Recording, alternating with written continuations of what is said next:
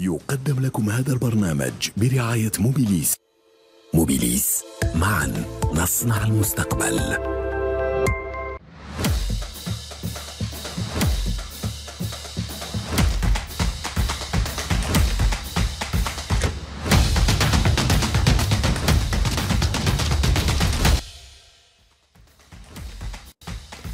Madame, Monsieur, bonsoir. Merci une nouvelle fois d'être au rendez-vous de Stade 24. Au sommaire aujourd'hui, l'événement dans la lignée, dans le sillage des Jeux Olympiques. Kélian Emmour brille de mille feux. Elle remporte une médaille d'or au championnat du monde. Le football avec nos filles. Elles ont réussi à passer un premier tour en Coupe d'Afrique des Nations. Cette fois-ci, elles ont réussi l'exploit d'éliminer le Cameroun dans Coupe d'Afrique, en éliminatoire de la Coupe d'Afrique des Nations. On reviendra sur le tirage au sort. Ça y est, nos clubs sont fixés sur leur adversaire, tant dans la plus prestigieuse des compétitions africaines, la Champions League, qu'en Coupe de la Confédération africaine de football. Et puis la Ligue 1 également, avec la 10e journée. C'est vrai qu'une 10e journée qui n'est pas encore terminée. Pour en parler aujourd'hui, eh bien c'est exceptionnel. On a deux femmes. On a la chance d'avoir deux femmes avec nous. Tout d'abord, Wahib Alahal, qui est entraîneur des féminines seniors du Shabab Riadi de Bedouizdad. Et à vos côtés également, Nassiba El-Rouati, coordinatrice générale du football féminin au CRB, mais qui a été également membre fédéral. Et les deux, vous avez été également en sélection nationale. Et pour m'accompagner et vous accompagner, Ali Hamouche. Bonsoir tout le monde. Bonsoir Normal. Merci d'être avec nous. Voilà, le décor de l'émission est planté. Tout d'abord, mesdames, je voudrais avoir avec vous une question. Oui. Le football féminin, ça existe? C'est réel? C'est palpable? Ben oui. Allez-y, hein, sans protocole. Alors, on commence avec Wahib Alahal. Oui. Ben, le football féminin, je pense qu'il existe depuis longtemps, depuis 1978. À Tiaret, déjà, il y avait des compétitions. Alors, ce qui est intéressant, oui. vous dites Tiaret, mais également, il y a Rolisa, oui. le Boiry, ça s'est développé oui, dans tout le territoire. Mais aujourd'hui, est-ce que parce que la visibilité, il n'y a pas de visibilité, c'est pour ça que je vous pose cette question. Je sais que ça existe, j'ai fait exprès. Oui, bon, avant, il n'était pas vraiment médiatisé, mais maintenant, ça commence à être médiatisé. Il y a le championnat, il y a la coupe, il y a les jeunes, il y a des catégories jeunes, il y a 2 divisions aussi, donc il y a plus de licenciés par rapport aux années passées. Voilà. Entre votre époque, où vous jouiez, je rappelle, la finale du football féminin, c'était juste avant la Coupe d'Algérie. Il y avait la finale de la Coupe d'Algérie des dames, et juste après, la Coupe d'Algérie messieurs. Oui. Aujourd'hui, ce n'est plus le cas. Qu'est-ce que vous dites? Justement, je vous pose la question, Nassiba El-Rouati. D'abord, merci pour votre invitation. Merci pour Algérie 24. Vous me posez la question... Est-ce que vous ne regrettez pas le fait, parce que vous aviez une exposition médiatique à travers cette finale de la Coupe d'Algérie, tout le monde au stade, il y avait le stade est affiché complet pour la circonstance, vous jouez avant les garçons, ce qui n'est plus le cas aujourd'hui. Est-ce que vous le regrettez ou pas? Regretter de jouer? De ne pas jouer en ouverture des garçons, par exemple. Oui, regretter même de si ne vous pas jouez jouer, pas aujourd'hui, mais pour les filles d'aujourd'hui. C'est un plus c'est-à-dire pour la médiatisation, comme elle disait. Voilà, c'est pour ça que je vous le disais. C'est-à-dire ma collègue, vis-à-vis le développement du football féminin, c'est jouer devant 45 000. C'est pas la même chose que jouer dans les tribunes vides. Et aussi jouer une finale et devant le président de la République, c'est autre chose. Ça marque, parce qu'il y a tout un protocole autour. Ça marque. Inch'Allah, un jour, on aimerait... Revenir à ce qui se faisait par le passé? Oui, bien sûr. C'est votre vœu. Ali Hamouche, alors également le football féminin aujourd'hui, on va en parler à travers notre équipe nationale féminine, mais on va en parler également, ça arrive, on va parler également de ce football féminin, du championnat national, de l'organisation du championnat national et de son développement. Mais avant, l'événement de Stade 24.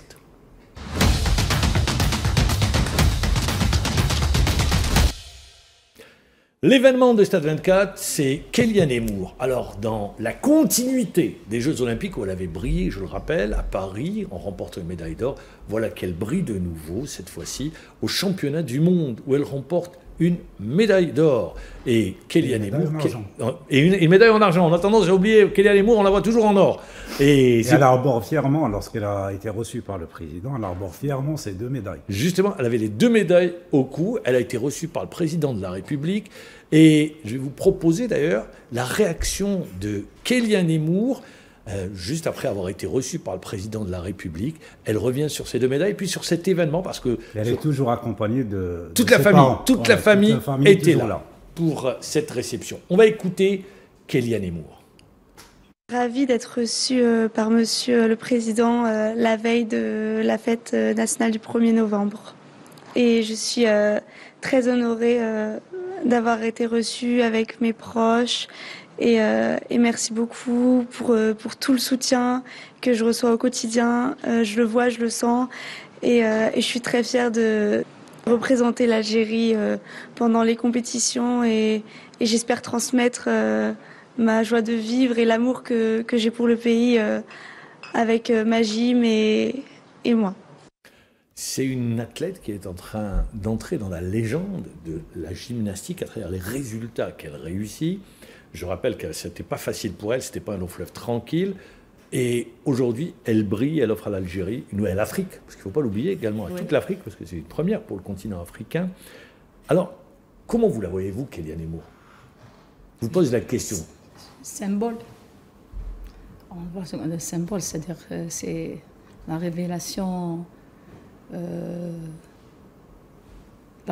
féminine, avec un sport qui n'est pas vraiment... Qui n'a pas eu des résultats, bon je rappelle, oui, au niveau africain, mais au niveau mondial. Oui. Elle est concurrencée, les grandes nations, les Chinoises, les Américaines, les Françaises, quoi, les grandes nations de la gymnastique. Oui, alors on voit comme un symbole pour l'Algérie. Est-ce qu'elle peut être une locomotive pour le sport féminin? Une grande locomotive pour le sport féminin en général, et surtout pour la gymnastique. Sa discipline qui n'est pas vraiment... Justement, aujourd'hui on voit les petites filles. Elles veulent toutes faire la gymnastique. Oui, je pense être des Kéliane Emmour. Je pense que Kéliane Emmour, c'est un modèle algérien de femme, déjà. Elle est tout cœur, elle est vraiment une DZ, comme on dit. Donc, elle va booster vraiment le gymnastique algérien, la fédération. Maintenant, je pense qu'il y aura beaucoup de filles qui veulent être comme elle. Ça va être c'est un modèle pour toutes les filles, pour toutes les jeunes filles. Voilà. Il faut rappeler également, Mamal, elle a fait un choix très fort il y a 2 ans, en optant pour l'Algérie. Donc c'était un choix vraiment très très fort de sa part et courageux. Et également, vous parliez de son parcours difficile. Cet été, elle a dû changer de club. Donc, on va dire... Ça se passait pas très bien avec son entraîneur. Absolument. Donc, elle a changé de club et le changement il est intervenu juste avant le championnat du monde. On avait craint que ça allait influencer sur ses résultats. Finalement, elle a donné le meilleur d'elle-même. Monsieur, déjà en parlant de symbole, déjà elle a changé déjà une nationalité. Oui. Déjà ça restera toujours un symbole pour l'Algérie. C'est une représentante pour... dans une discipline très pointue, très pointue, très technique. Très technique. Alors comme elle disait, c'est un modèle à suivre. Restez également, alors il y a les championnats du monde, le parcours est encore long avant Los Angeles, mais son objectif, c'est Los Angeles également. Avec des étapes intermédiaires. Bien sûr, Mamal, elle vise une 2e médaille. Elle est championne olympique, elle va défendre son titre sur les barres asymétriques. En ce moment, c'est la meilleure sur cette spécialité. D'ailleurs, elle a créé même un geste technique qui porte son nom. Oui. Donc, qui a été validé par la Fédération internationale de gymnastique. C'est le geste Kéliane Emmour. Donc, sur cet agrès, je pense qu'elle est bien partie pour décrocher une 2e médaille en or. Et elle ne représente pas seulement l'Algérie, elle représente toute l'Afrique. Ah oui, toute l'Afrique, tout le continent. Comme la première médaillée en or. Oui, mais on l'a dit, médaille d'argent également au championnat du monde. Il ne faut pas l'oublier, cette médaille d'argent. On a tendance à l'oublier. Alors, on va revenir à votre discipline, le football. Notre équipe nationale qui se qualifie, je le rappelle, qui est en course pour la CAN, qui a réussi également à éliminer les Camerounaises, qui avait passé les quarts de finale. Est-ce que les résultats enregistrés par nos féminines vous étonnent? Je vous pose la question. Ça ne m'étonne pas. D'ailleurs, je profite. Pourquoi ça ne vous étonne pas? Quand vous dites ça ne m'étonne pas, moi je voudrais bien savoir pourquoi. Oui, je profite du salut M. Farid Bestiti, le sélectionneur national, les joueuses et tout responsable qui ont participé à ces résultats-là. Inch'Allah, on aura encore plus de résultats. On n'a pas... c'est-à-dire, on estime d'avoir encore plus de résultats, voire le groupe qui est bien. Dans le futur? Oui, dans le futur, proche. C'est tout le mal qu'on souhaite. Vous n'êtes pas étonné par rapport, on va dire, à la qualité de l'entraîneur, ce qu'a apporté M. Farid Bestiti à cette sélection? On s'attendait On s'attendait, vu que M. Farid Bensiti, on le connaît en tant que joueuse et en tant que sélectionneuse. J'ai travaillé déjà avec lui. C'est un entraîneur qui est assez calé, qui connaît vraiment son métier. Et il a fait beaucoup d'efforts ici en Algérie, malgré tout. Et il a travaillé encore en Chine, Ah oui, mais il a un CV bien rempli. Il a un CV assez riche. Il a un CV donc, toute cette bien expérience va la mettre en Algérie. Alhamdoulilah. Très bien. Alors, ce qui est intéressant aujourd'hui sur ce plateau, Bensiti, on l'avait déjà eu l'année dernière en direct, mais ce qui est intéressant, on a Nassiba Larouati, qui était membre fédéral. Nassiba Larouati, vous savez, dans le football, rien ne se cache, toutes les informations nous parviennent. Vous avez réussi à convaincre Bensiti de rejoindre l'équipe nationale. Comment vous lui avez vendu, quand je dis vendu entre guillemets, bien évidemment, comment vous lui avez vendu le projet de venir entraîner en Algérie? Lui qui est passé par Lyon, qui reste la référence en Europe, Paris Saint-Germain, les États-Unis, c'était la référence, les États-Unis, dans les années 80-90 pour le développement du football féminin. Il a fait également la Russie. Donc, comment vous lui avez vendu le projet? Avant d'en parler de Farid Bensiti, on doit féliciter et dire bravo à notre guerrière, bravo au staff, bravo à tout le staff technique, administratif, logistique, médical, aussi bravo à la fédération qui a accompagné cette équipe nationale. Si je parle de Farid Bensiti, on connaît Farid Bensiti étant être joueuse. Oui. On jouait à l'équipe, c'est-à-dire on connaissait depuis 2004. 2004, 2002, 2004. On faisait, c'est-à-dire l'équipe, on jouait à AG Centre. On avait un partenariat avec l'équipe de l'OL. Alors Farid, on connaissait depuis quand vous dites l'OL, pour les plus jeunes, c'est Lyon. Hein. L'équipe lyonnaise. Alors Farid, c'était mais moi, ce qui m'intéresse, comment vous avez dit à Farid, vous le connaissez, ok, mais comment Farid, vous dites, Farid, il se retrouve en équipe d'Algérie. Ça a été l'une des grosses surprises. Farid, il a été proposé, c'est-à-dire avec le premier bureau, c'est-à-dire sous l'égide de M. Amara. C'était à l'époque de M. Amara. Il était proposé, les premiers mais contacts. Comme il y avait l'équipe, il y avait le staff en place, il allait jouer la Coupe arabe. Oui. Alors, il a été proposé directement, on a parlé avec Farid, avec le deuxième bureau, celui de M. Zvizev. Et j'ai parlé avec lui comme un frère, un ami. On a parlé sur le projet, sur le développement, surtout sur l'équipe senior comme la vitrine. Et on a parlé sur objectif qu'on peut passer au quart, mais pourquoi pas au quart de finale. Donc c'est ça le projet. C'est le projet, et aussi accompagner comme un chef de département les équipes nationales. Il vous a dit oui tout de suite? Ou il vous a demandé un temps de réflexion?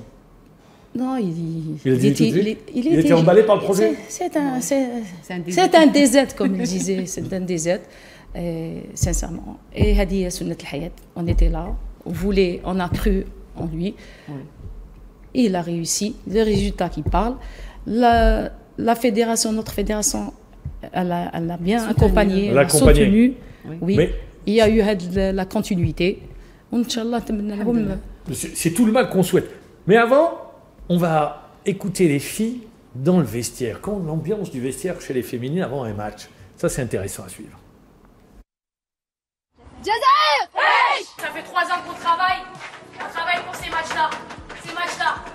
Dans la tête, on est fort, agressif. On est à l'extérieur, soyez intelligente et calme. On est ensemble, solidaires. On est des sœurs. On se bat les unes pour les autres. Il y en a une qui tombe, on la rattrape, on l'aide. Allez, on va le faire ensemble. Chez les garçons. Bon, c'est sûr, le discours est différent. C'est le même discours. C'est un discours guerrier, donc pour gagner un match, surtout celui face au Cameroun. C'était important parce qu'il ne faut pas oublier qu'au match aller, les filles avaient encaissé un but. Oui. Ils menaient 2-0. Il y a eu ce but qui 5 minutes de la fin. Qui pouvait, on va dire, jouer en leur défaveur. Finalement, elles sont allées là-bas, s'imposer au Cameroun et se qualifier pour cette Coupe d'Afrique des Nations. Il faut le rappeler, Mahmoud, une Coupe d'Afrique des Nations qualificative pour le prochain mondial. Là, il faut le souligner. Très bien. C'est une surprise pour vous, la qualification face aux Camerounaises? Vous dites non, on pouvait s'y attendre. Qu'est-ce que vous dites? Moi, je m'attendais. Vous attendez? Oui. Sérieusement. On les a jamais battus. Et les Camerounaises, c'est juste en dessous des Nigérianes, qui restent la référence au niveau du continent. Sincèrement, j'ai vu le match, j'étais là-bas au Maroc. Je rappelle que vous êtes instructrice, hein, Oui, CAF. J'étais avec CAF TV et j'ai vu tout le match Nigeria-Algérie. On a fait à 0-0. Ça, c'est en Coupe d'Afrique des Nations. Oui, cette fois-ci au Maroc. Les Nigériennes, c'est des stars. C'est des joueuses vraiment performantes. Et on avait juste un petit problème en offensif, parce qu'il a réglé maintenant Farid. Donc je pense qu'on peut aller encore plus loin avec cette équipe-là. Avec cette équipe. Qu'est-ce que vous dites? Pour vous, c'était une surprise ou pas? Pour moi, ce n'était pas une surprise, vu le palmarès, vu le parcours pendant la Coupe d'Afrique. Aussi, l'accent, c'est-à-dire il s'est mis sur avoir une équipe unie, compétitive, mêlant des talents locaux et avec des joueuses de diaspora. C'est-à-dire tout ce mélange. Les Algériennes qui a fait en France. En plus, sont des... Et en Angleterre, parce qu'il y a une fille qui joue en Angleterre également, à West Ham, si je ne me trompe pas. Pour moi, ce n'est pas une surprise. Peut-être, c'est-à-dire la bonne surprise pour moi, c'est gagner à l'extérieur Cameroun. Ça, c'est la surprise. Oui. Ouais. Oui, je peux ajouter un truc. Allez-y. Que Farid, il est en train de construire une équipe, un groupe, c'est-à-dire depuis déjà en 2023, il a commencé. Et ces joueuses-là, il les connaît depuis leur jeune âge. Il les suit déjà bien longtemps. Il y a des joueuses qui ont été à l'OL aussi. Il les connaît depuis qu'elles étaient en U14, je pense, au U17. Maintenant, elles étaient en U20, une équipe nationale. Maintenant, elles jouent en senior. Il rajeunit l'équipe. Il connaît très bien le niveau des joueuses. Il suit le parcours des joueuses dans leur club. Ça fait des années. Donc, je pense qu'il est en train de construire une bonne équipe et qu'il a vraiment une stratégie. Il sait ce qu'il fait. Et je pense qu'on peut aller jusqu'au Coupe du Monde, Inch'Allah. On reste avec notre équipe nationale féminine pour retrouver Farid Benstiti. Farid Benstiti, eh bien, qui nous dit qu'est-ce qui a changé en équipe nationale.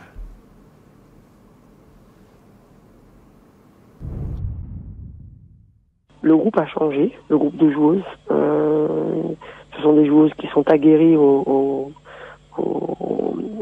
championnat étranger. Ce sont des joueuses qui ont été formées dans des très bons clubs. Et puis, ce sont des joueuses qui ont choisi de venir avec l'Algérie, comme Goutia Karchouni, Marine Dafort, Dina Boussara, par exemple, qui nous ont rejoints, ou Mélissa Betty, qui est toute jeune, donc je pourrais en citer d'autres.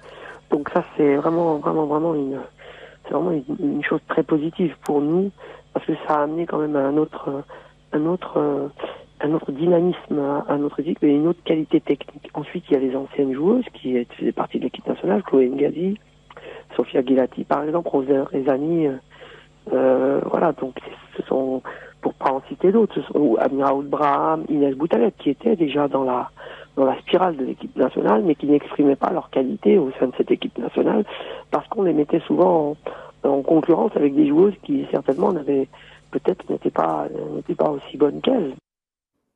Ah, ce qu'on reconnaît, ce qu'il dit, c'est qu'il a réussi à convaincre, et vous le disiez tout à l'heure, à convaincre les Algériennes de rejoindre l'équipe d'Algérie. Celles qui jouent en Europe, de revenir en équipe d'Algérie, ce qui n'est pas une mince affaire. Parce qu'il fallait leur vendre le projet Algérie, leur vendre, comme on dit, les convaincre d'aller sur ce projet. Et c'est, je pense, là également, le Benstiti a joué un grand rôle à ce niveau-là. Oui, c'est vrai.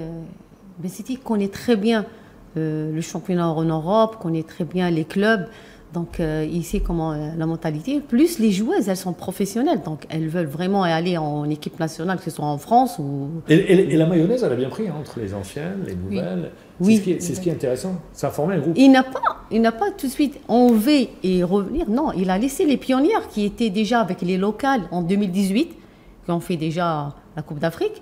Il a laissé les pionnières telles que Bouhani local, avec Sofia, Boutaleb et tout. Donc Negazi, qui était déjà là, avec les anciennes de l'équipe nationale d'Algérie. Donc elles se connaissent, elles sont là, elles ont vu, elles ont vécu avec les locales. Donc déjà, ça, c'est les pionnières. Plus on peut ramener d'autres joueuses. Il a aussi ramené une joueuse locale, qui est Wassila Alouache, qui est venue du championnat algérien. Hamidash aussi. Il y a les deux gardiennes. Il y a Hali Amina et il y a Lounès Lamia, c'est des joueuses locales. C'est à peu près un petit peu, quand vous parlez comme ça, quand j'entends les noms, ça nous fait penser à l'équipe nationale masculine. Les messieurs, c'est vrai, la composante vient des championnats étrangers avec quelques locaux qui renforcent. C'est la même chose pour les filles, c'est la même chose. Mais ce qui est intéressant, on va voir juste après la pause, je vais revenir à une question. Est-ce que... Oui, je peux ajouter? Oui, allez-y. Puisque si on parle de notre équipe nationale actuelle, on doit rendre hommage aux anciennes joueuses et aux pionnières de l'équipe nationale depuis l'existence. Wahiba l'a parlé de 1975, la première, on peut dire le premier match féminin. Moi, j'en parle aussi. La première coupe, c'est-à-dire participation à la qualification en Coupe d'Afrique en 99-2000. C'est-à-dire sous le coaching de M. Wali Khan rahmatullah alayh et M. Cheikh. Wali Khan, ancien membre de l'équipe du Front aussi, je rends hommage à toutes les filles, aux anciennes joueuses ou bien des joueuses. Je peux dire à l'ancienne génération ou bien à deux générations. Chaque génération a porté sa pierre. Ah oui, bien sûr. Ah oui. Si on voit les qualifications, si on voit, c'est-à-dire les qualifications ou bien les qualifications au groupe, l'Algérie a participé en 2004, en 2006, en 2010, en 2014, en 2018. On a eu le premier championnat arabe. On a eu le troisième place aux Jeux africains. Oui. Médaille de bronze. Oui. Alors c'est tout un parcours. C'est toute une histoire. Aujourd'hui, c'est dans la continuité. C'est dans la continuité. C'est comme moi, j'étais ex-membre fédéral. J'ai fait... Les deux, vous avez joué en équipe nationale? Oui. Toutes les deux? Oui. Oui, on a joué. En même temps, on était entraîneur. Elle était principale, moi, j'étais son adjoint. Comme j'étais, je vous disais, mon fédéral, j'ai fait, avec toute conscience, j'ai fait que mon travail. Et je soutiens celle qui est responsable de la fédération, c'est Nejma, que ce soit Nejma, présidente de la commission, ou que ce soit Gilati, présidente de la Ligue, je les soutiens pour continuer le travail. Très bien. Ali Hamouche, ce qui est intéressant avec vous, c'est que vous avez approché également l'équipe nationale féminine, vous êtes parti à la rencontre. Chez les joueuses, on sent une grande motivation. Elles veulent aller en Coupe du Monde. Le chemin est encore long, mais c'est un des objectifs. Un des objectifs, le premier avant d'aller à une Coupe du Monde, c'est d'aller aux Coupes d'Afrique des Nations. Elles veulent gagner la Coupe d'Afrique des Nations. C'est l'ambition de ce groupe. C'est l'ambition. D'ailleurs, on va écouter tout à l'heure Faïd Benstiti, il le dit. Il croit que ce groupe, son groupe actuel, peut gagner la Coupe d'Afrique des Nations. Alors justement, Faïd Benstiti, il reconnaît, il dit, vous savez, je suis un entraîneur exigeant, même très exigeant. J'aime pas perdre. Quand on me rappelle ces défaites-là, 5 défaites, c'est beaucoup trop pour l'instant. Donc, on est en nette progression. C'est mieux que ce qui s'est fait avant. Mais 5 défaites, je trouve que c'est beaucoup. Donc, à nous encore de progresser là-dessus et de se dire que, voilà, sur 2 années, 3 années, 3 défaites, maximum, quoi, c'est le challenge qu'on doit se donner. Ensuite, je suis exigeant. Mais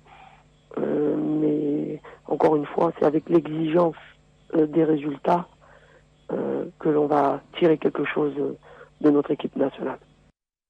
Il fixe la barre très haut. 5 défaites pour lui, c'est trop.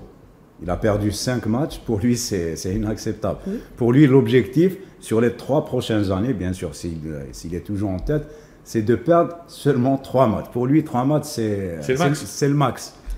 Sur 10, exigeant. Sur les 10 derniers matchs, on a gagné 3. On a fait 5 matchs nuls et 2 défaites, non? Ou bien 3 défaites. 2 défaites. Mais depuis qu'il est là, il a perdu 3 matchs. 5 matchs plutôt. 5 matchs. Depuis son arrivée. Pour lui, c'est trop. Pour lui, oui, c'est vrai, c'est trop. Par rapport tellement il est pro. Par rapport aux joueuses qu'on a. Donc, je pense. Oui, mais dans le même temps, la mayonnaise, il faut qu'elle prenne, c'est pas tout de suite. C'est pas Harry Potter également, c'est pas un magicien. Il faut une stabilité. Donc, il a réussi à sortir des poules. Et il faut bien qu'il travaille. Il faut bien qu'il fasse des stages. Il faut bien qu'il fasse des matchs amicaux à l'étranger, et ainsi de suite. Il faut qu'on travaille pour avoir des résultats. On ne peut pas avoir des résultats comme ça. C'est pas du jour au lendemain voilà, que les résultats pas du jour au lendemain.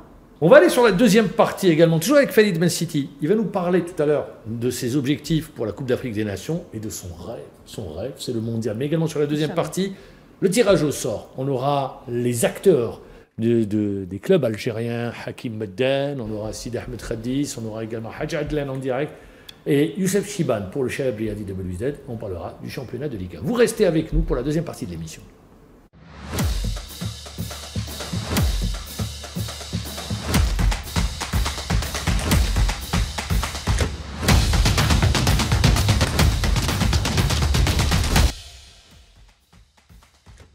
Deuxième partie de l'émission, comme annoncé donc, on va rester avec le football féminin parce que l'émission, la majeure partie de l'émission est consacrée au football féminin.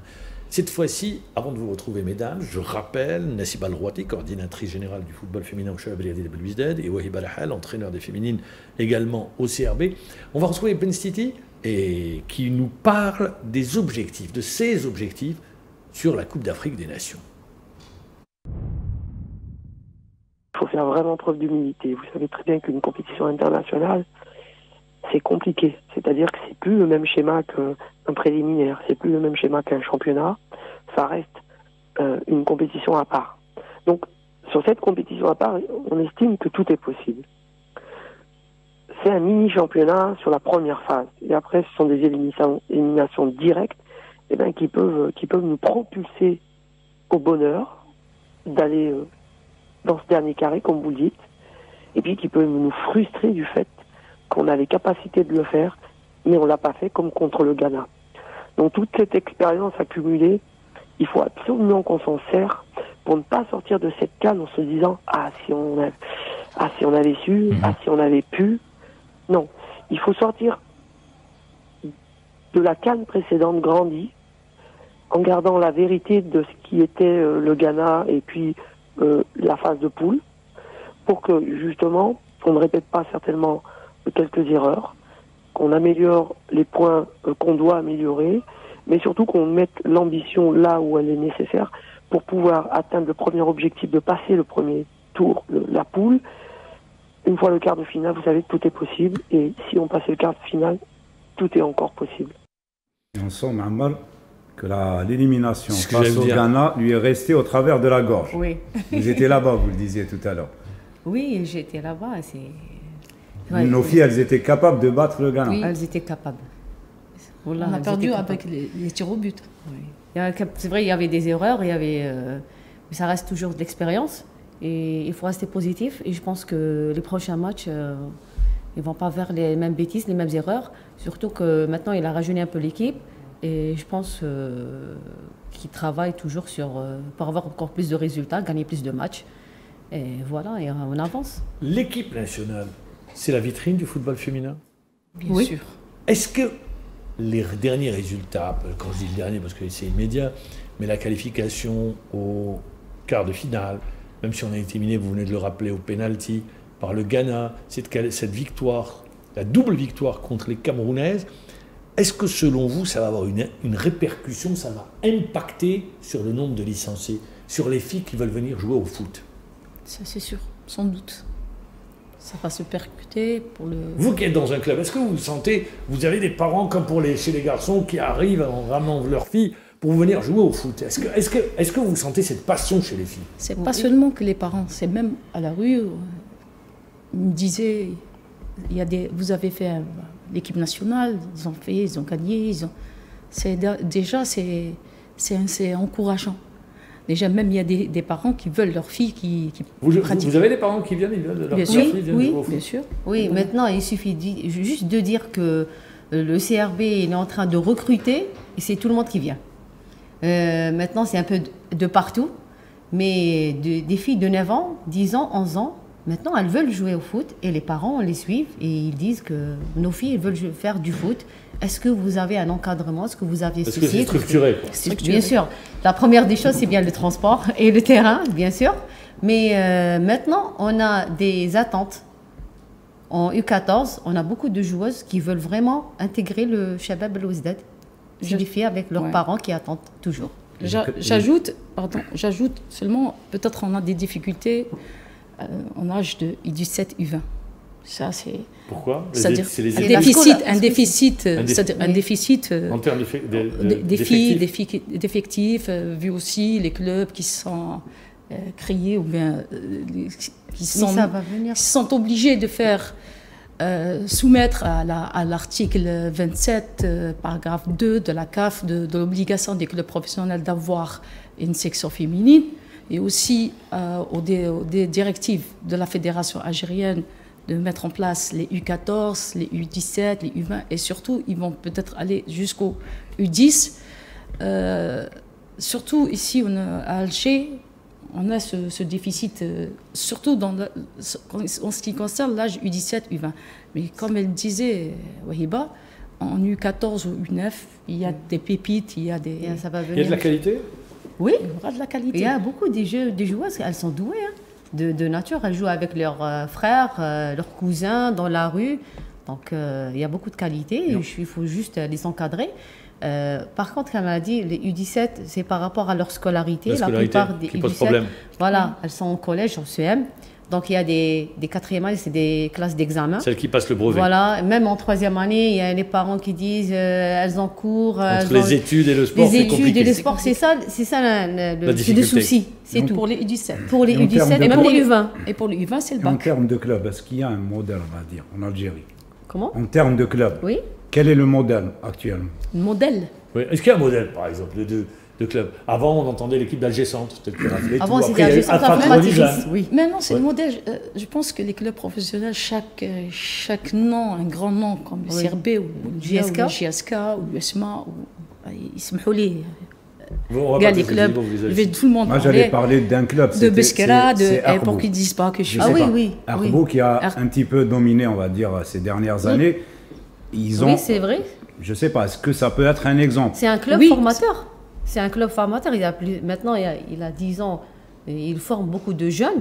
D'ailleurs, jusqu'à présent, il y a beaucoup de jeunes, leurs joueuses qui jouent en U17, U20 et en équipe nationale à l'Ouache, c'est l'Ouache, qui joue à Arbo.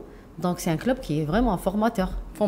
C'est un pôle de développement. Déjà, Béjaïa. Béjaïa est un pôle de développement en sport. C'est un exemple. Volleyball, football. Voilà. Je parle. Arbo, c'est un exemple. C'est un exemple. Voilà. Donc, c'est la référence. C'est la référence. Malgré que ce n'est pas un club professionnel, mais c'est un exemple pour les clubs professionnels. Pour le développement du football féminin. Pour le développement du football féminin. Très bien. Alors, Ben City, son rêve, c'est quoi? Il rêve de quoi? Il rêve de mondial, Ben City. C'est une évidence. J'en ai rêvé quand nos garçons se sont qualifiés la dernière fois. J'étais devant ma télé avec mes enfants et on était tellement contents et mes enfants m'ont dit mais coach Farid, papa, ce serait vraiment bien qu'on arrive à aller les deux équipes là-bas pour l'Algérie. J'ai dit oui, vous avez raison. Et donc c'est quand même un rêve éveillé, mais pas de désillusion.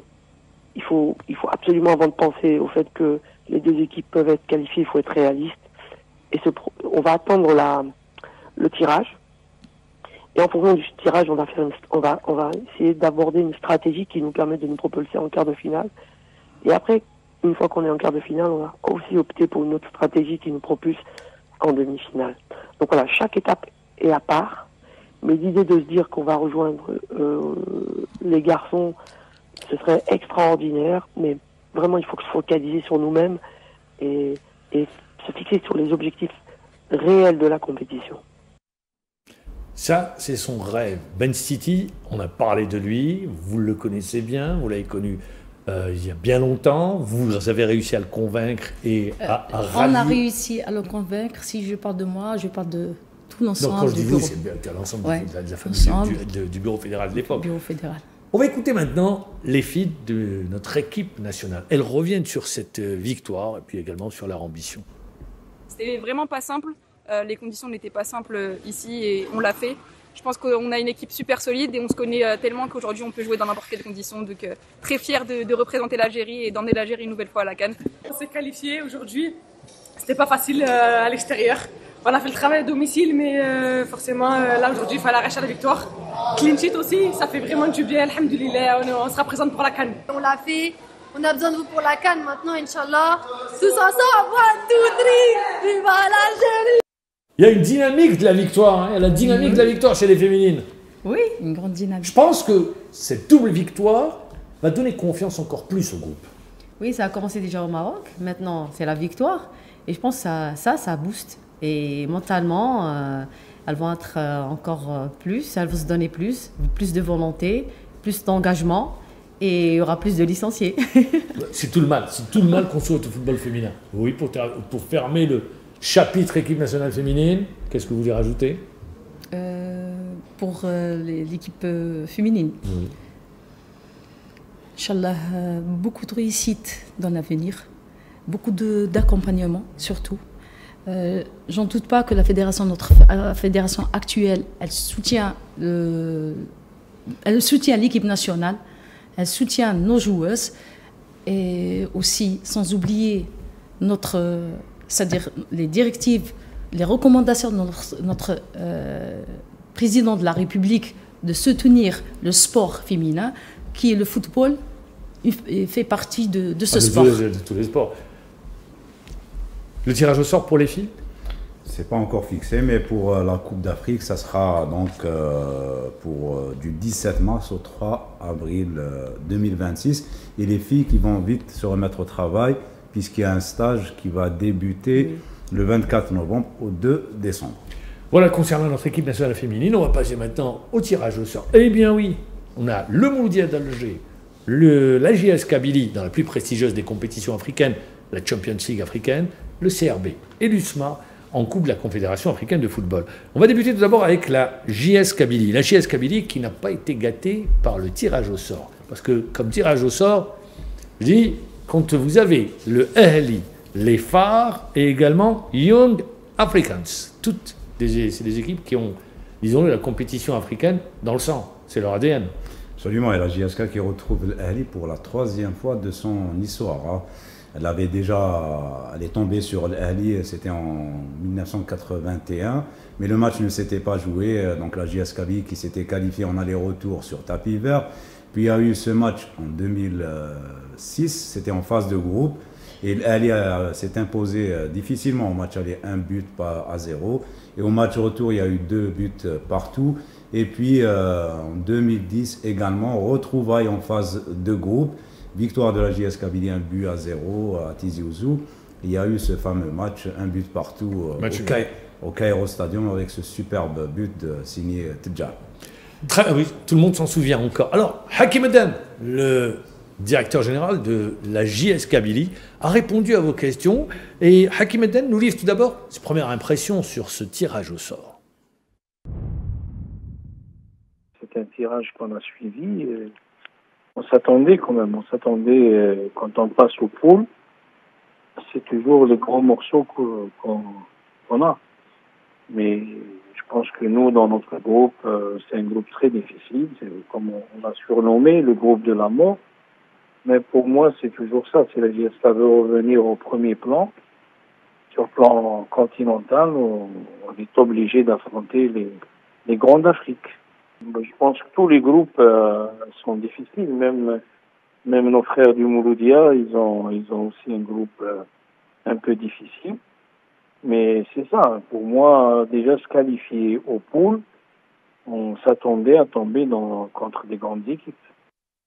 Alors, ce qu'il faut retenir, bien évidemment, de ce tirage au sort, ou qui pourrait constituer un avantage, c'est le fait que la JSK n'aura pas de longs déplacements à faire, Hakim. Oui, je pense que c'est un petit avantage par rapport à la récupération. Comme les matchs, on va enchaîner les rencontres. C'est meilleur de jouer sur le comment, c'est-à-dire en Égypte et au Maroc. Mais quand même, ça reste des matchs de football. Les phares de Rabat, c'est aussi difficile. C'est une équipe difficile à manier. Young Africa aussi. Sans parler du Ahli. Mais bon, comment dirais-je, je pense que les 3 premiers matchs vont être décisifs pour nous pour la suite du parcours. Alors, autre représentant, le Mouloudia d'Alger. Concernant le Mouloudia d'Alger, qu'est-ce qu'on peut retenir?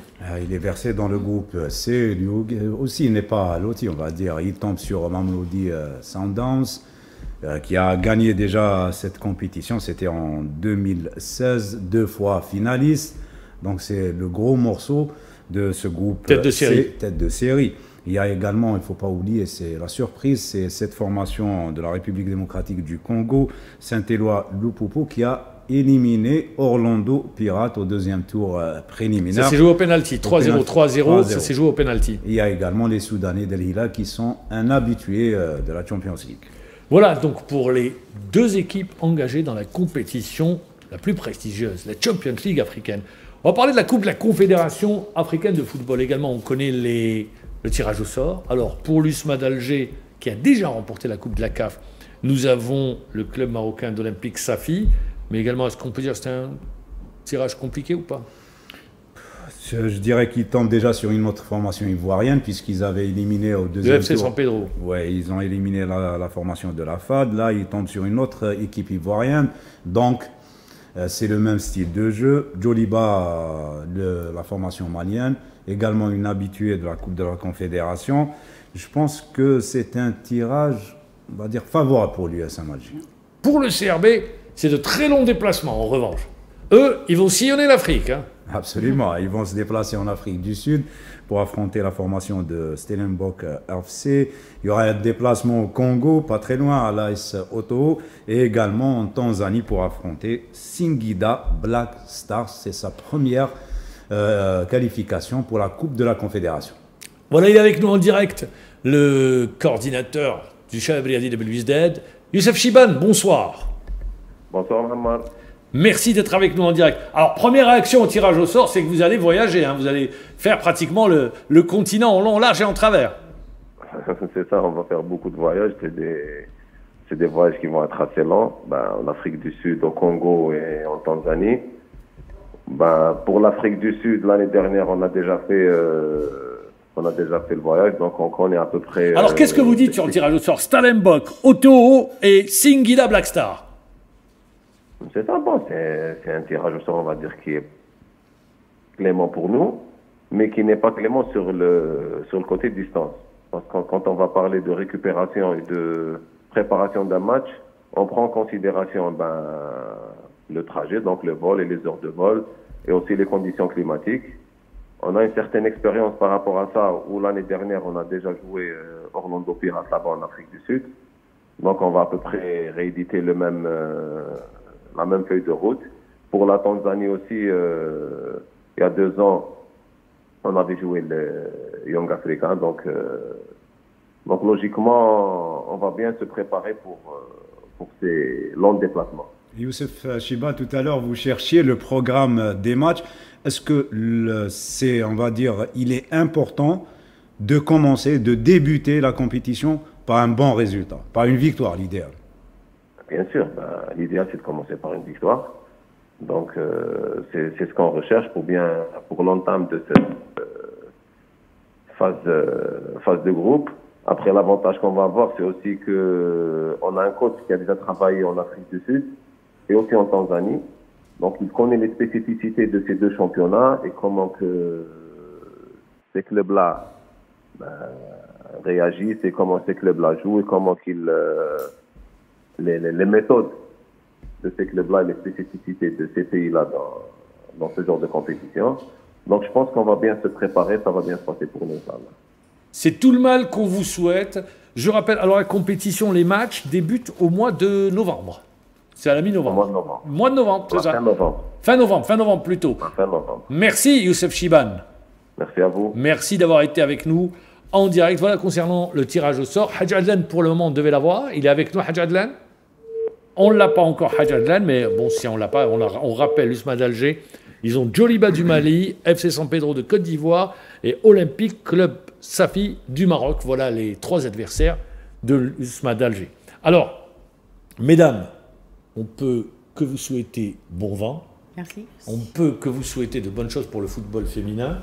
En espérant, c'est pas pour demain, qu'à un moment donné, eh bien, elles auront un tout autre standing et beaucoup plus de visibilité en termes d'exposition médiatique. Ça, on l'attend, et pourquoi pas les matchs l'après-midi, parce que je trouve que c'est désolant de jouer très tôt le matin. Oui, surtout à 9h du matin. 9h du matin, c'est quasiment... Il faut être à 7h dans le vestiaire. Oui, voilà. C'est maximum 7h30. 7h30, disons. 1h30 avant la... Eh bien, nous, on peut vous souhaiter bon vent à notre équipe nationale. Merci. Une nouvelle fois, merci d'avoir été avec nous. Je rappelle Nassib Al-Rouati, coordinatrice générale du chef de Belisdel, Wahib Al-Hal, entraîneur des féminines. Tous deux, vous avez joué en équipe nationale. Oui. Vous êtes les pionnières, pour ainsi dire, concernant le football féminin en Algérie, qui a connu un développement depuis votre époque, aujourd'hui. Et bon vent à notre équipe nationale. Ali Hamouche, on se retrouve la semaine prochaine. Vous avez retrouvé votre place de titulaire. Oh non, merci. Vous avez très bien assuré. Merci encore une fois. Merci d'avoir été avec nous. Je remercie toute l'équipe technique qui nous a accompagnés ce soir. On vous dit au revoir, bonne soirée, et on vous donne rendez-vous la semaine prochaine. Au revoir.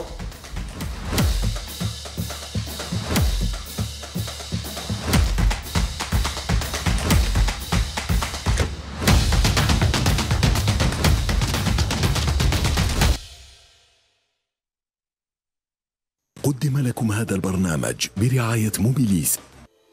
موبيليس، معا نصنع المستقبل.